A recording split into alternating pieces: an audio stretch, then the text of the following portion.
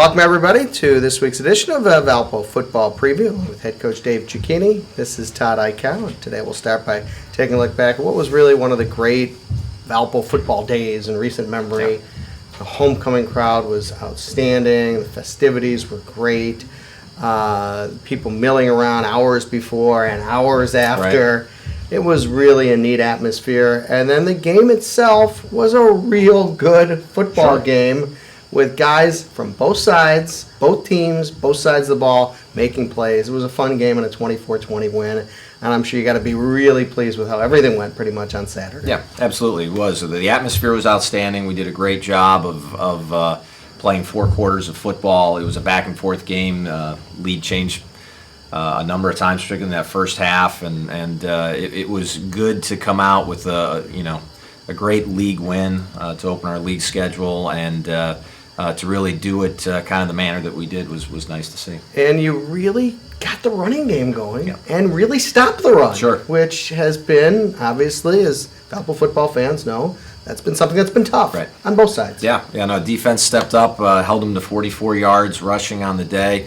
On the offensive side of the ball, we felt like we could control the line of scrimmage, and we went out there and did just that. And I think that can be summed up in the success we had really manifested itself at the end of the game. We take possession of the football with just under 6 minutes to go in the game, and we run the football for 3 straight first downs, 9 plays, and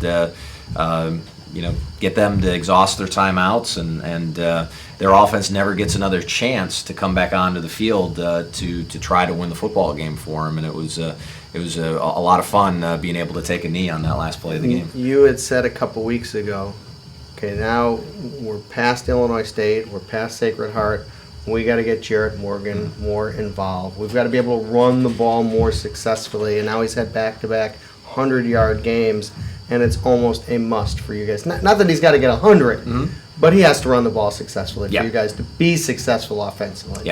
We pride ourselves in really striving to achieve a balance, on offense. We try to be unpredictable. It's hard to be unpredictable if you can't run the football, and teams know that you just have to chuck it every down. So he's the key to our success in the ground game. Life's a lot easier for him when the offensive line is controlling the line of scrimmage, and we've been able to get better and better with each consecutive week, and that'll be a challenge, as we move forward, because the defenses only get better and bigger and more physical. But we are playing with a little bit more confidence. The offensive line certainly is gelled together, and Jared's playing with a lot of confidence as well. You had Ryan Clark back at quarterback. The numbers weren't huge, but you didn't turn the ball over at all. And he managed the clock in that final 6 minutes as well, I thought, really, really well. And this is what you've talked about has become one of his strengths. The leadership, the brains of the operation when he's out on the field. And that really manifested himself in throughout the game, but really in the last 6 minutes, even though you were running it mostly. Yeah, no, absolutely. We talk a lot about it's quarterback's number one job is to win the football game and to do everything possible. We always stress, but we knew that turnovers and winning that turnover battle was going to be big, and it did turn out to be one of the deciding factors again. And him not forcing the ball in the passing game, he completed, I believe, 66% of his passes. So he didn't have a bad day throwing the football, but because of the success of the run game and the flow of the game, it came down to him doing the right things, making smart decisions, managing the game well, snapping the ball, with 1 or 2 seconds left on the play clock, and he performed flawlessly in that respect. All right, now let's look ahead. Okay, 1-0 in league play, great start in league play. And you've got, obviously, it's a winnable game, certainly on Saturday. It's never easy to go on the road. Moorhead's a team that certainly offensively is dangerous. They played a wild game against Drake this past Saturday, scoring 3 late touchdowns and almost pulling it off on the road. But first and foremost, great test for your secondary against a great quarterback and a great passing game. Sure. We feel like that he's the premier quarterback in our conference. He's played a lot of football for them.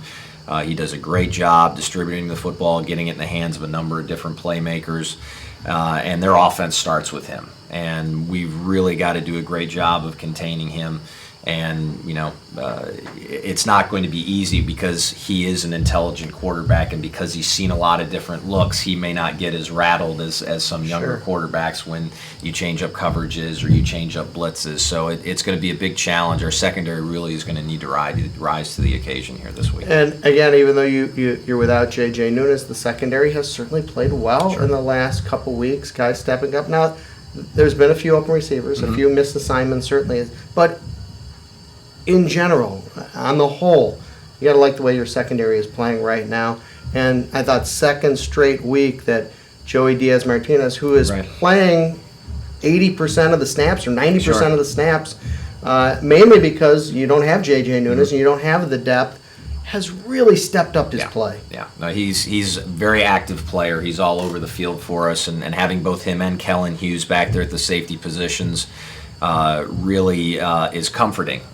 So he continues. Joey continues to get better week in and week out, and we need him to do that. We need the burden on him to help us out in the secondary, and really the burden on some of these young corners that are playing with us as well. They're really going to get tested on Saturday. All right, how about offensively? Frank Katrine back, 6 catches this past week. Yeah. Is he getting healthier each week? Yes, I don't think he's 100% yet. Still working on things. He's still is a guy who is a big physical receiver and does a great job with his body control, and I think he's in full swing when it comes to that, which is nice to see. Griffin Norberg is really stepping up. He's become such a great utility player. He lines up in the backfield as a fullback. We line him up at tight end. He split out and played a lot of receiver this week and a little bit the week prior. He's playing with a lot of confidence and has done a great job. And of course, Jean Rene has stepped up and just seems to catch touchdown passes. I was just going to say, the old expression, all he does is catch touchdowns. Jean Rene, this has really become unique. You'd probably like to get him the ball more in the middle of the field as well. That he doesn't always have to catch it in the end zone.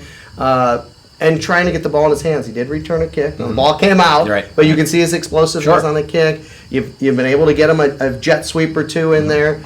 Maybe find a way to get him the ball more. Maybe if you look back at what took place on Saturday, maybe get him the ball a few more touches going forward. And it's a good situation to have when you sit there and you're formulating your game plan and you're looking at your personnel and you can say, wow, well, we have a lot of guys that are really starting to develop in the playmaking. When you look at who are your playmakers, and that puts stress on a defense when it's not, hey, we can just put all of our focus, all of our attention on this one player or even these two players. To be able to have just a multitude of guys that can be a threat out there, it's fun to have that challenge. I was to say Valpo and Moorhead have played a few wild games in the past. I think last time you went down there was a wild game as well, which unfortunately came down to the final play and didn't go your way. But it's been a pretty good rivalry over the years. Obviously, we know Valpo has struggled over recent years, but it seems like the Moorhead game has been one game that's been really fun, and hopefully that continues on Saturday. Yeah, we've had some really entertaining football games with them, and unfortunately felt like both of them were very winnable games, and we just didn't pull it out at the end, and that's certainly going to be motivation for us moving forward. All right, congratulations on the first conference win and the first conference game, and good luck on Saturday. Thanks, Todd. For head coach Dave Cicchini, this is Todd Eichow. Thanks for joining us on Valpo Football Preview.